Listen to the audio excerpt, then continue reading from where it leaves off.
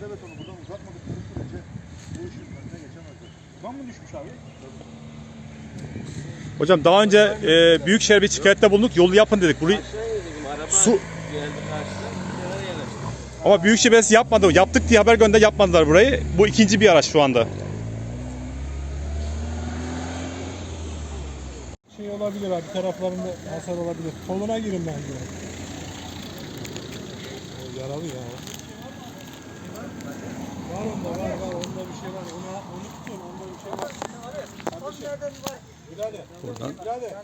Bak, onun bence koluna girin, düşebilir o. Hocam ambulans çağırdınız mı?